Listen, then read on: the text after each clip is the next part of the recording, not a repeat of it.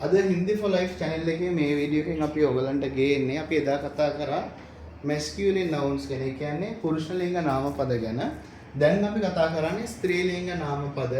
මේකෙදි අපි ගන්නවා සාමාන්‍ය ටිපිකල් එක. ඒ කියන්නේ සාමාන්‍යයෙන් නම් සම්මතය අනුව ඊ ශබ්දයෙන් ඒක වචනේ අවසන් වෙන පද ඒවා අපි කියනවා feminine nouns එහෙම නැත්නම් ස්ත්‍රී ලිංග පද කියලා. හරිද? ඒත් එක්කම ඒකේ බහුවචනය ඉයාන් කියන පදෙන් සද්දයෙන් අවසන් වෙනවා. මිතයි කියන රස කැවිලිය. මිතයි යාන් කියන රස කැවිලිය. ස්වීට්ස් කියන්නේ. ලඩ්කි කියන්නේ ගැහණු ළමයා, ලඩ්කියාන් කියන්නේ ගැහණු ළමයි. සාදි කියන්නේ සාරිය, සාදියාන් කියන්නේ සාරි. ප්‍රති කියන්නේ පිටපත, ප්‍රතියාන් කියන්නේ පිටපත. ඔයගලන්ට පේනවා මේ හැම එකෙම ඊ සද්දෙන් අවසන් වෙලා තිනවා. බහුවචනෙට ගියාම යාන් කියන සද්දෙන් අවසන් වෙනවා. හරි. දැන් අපි බලනවා තව ආකාරයක් මේකේ. ඉයා කියන සද්දෙන් අවසන් වෙනවා ඒක වචනේ මේ ස්ත්‍රී ලිංග පද. ඉයාන් කියන සද්දෙන් අවසන් වෙනවා බහුවචනේ. හරිද? අපි බලමු තියෙන වචන ටික. චුඩියා. චුඩියා කියන්නේ කුරුල්ලා. ඒක වචනේ මේ ඉයා කියන සද්දෙන් අවසන් වෙනවා. මේ ඔක්කොම ස්ත්‍රී ලිංග පද. චුඩියාන් කුරුල්ලෝ. හරිද? ඊට පස්සේ බුඩියා. බුඩියා කියන්නේ මහලු කාන්තාව. බුදියාන් මහලු කාන්තාව. හරිද? සිංහලෙන් තියෙනනේ බුදිය ගන්නවා. දන්නවනේ නිදා ගන්නවා, බුදිය ගන්නවා, උදිය ගන්නවා, පුද ගහගනි. ඔහොම තියෙනවා. වෙන වෙනම තේරුම් තියෙන්නේ නැහැ. සමහර ඒවා ඔයගොල්ලෝ හිතන තේරුම නෙමෙයි තියෙන්නේ. ඊට පස්සේ හොයා ගන්නවා. මේකේ ඔය කියන්න බෑනේ. තේරෙනවද? මේක හින්දි උගන්වන්නේ. හරිද? සමහර ඒවා උගන්වන්නේ සුද්ධ සිංහල උගන්වනවා. ඒ නිසා ඒක ඕනේ නැහැ. හරිද?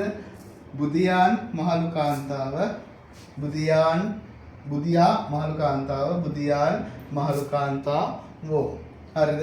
ඔය ටිකක් බලාගන්න ඉතින්.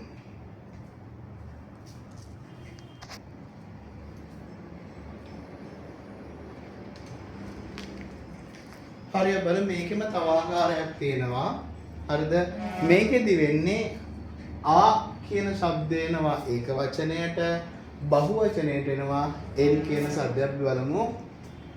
මාතා කියලා ලියලා තියෙනවා. බලන්න පුළුවන් ඒක තියෙනවා ඉතින්. හරිද? මාතා මව, මාතායෙන් මව්වරු, භාෂාව, භාෂායෙන් භාෂා, ආශා බලාපොරොත්තුව ඉඳ නැති නිසා ඉතින් මේ වගේ කරපොත්ත කියන ලියාගන්න කොහොමද? ආශායෙන් බලාපොරොත්තු, අවෘතා කාන්තාව, අවෘතයෙන් කාන්තාව, අවෘත किताब පොත, කිතාබෙන් පොත්, මෙජෙන් ඉන්නේ තියෙන්නේ. හරිද? මේස. හරිද? මෙජෙන් මේස. හරිද? මේ ටිකත් ඔන්න ඔය දාගන්න. තේරුණාද? ඒ ටිකත් ඕනේ වෙනවා ඔයගලන්ට මේ. මේකත් එක ආකාරයක් ස්ත්‍රීලිංග පද සාමාන්‍යයෙන් සඳහන් වෙන. හරිද?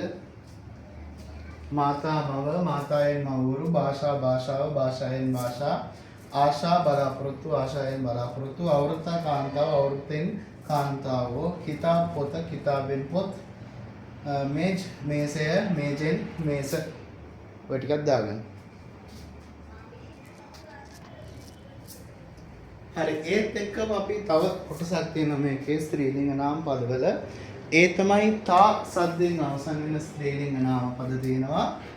මේවා හරිද? සාමාන්‍යයෙන් ස්ත්‍රීලිංග කියලා සලකනවා. අපි බලමු. සඵලතා සාර්ථකත්වය, සහායතා උදව්ව, සුන්දරතා. සිංහලෙන් සුන්දර කියන්නේ ඒ වගේ තමයි ලස්සන, ඒකතා එකමුතුව, ඒ වගේම සදස්යතා සමාජිකත්වය. හරිද? මගේ ඉතින් අකුරු වල සිංහල චූටි අපහැදිලිකම් ඇති. කමක් නැහැ දාගන්න.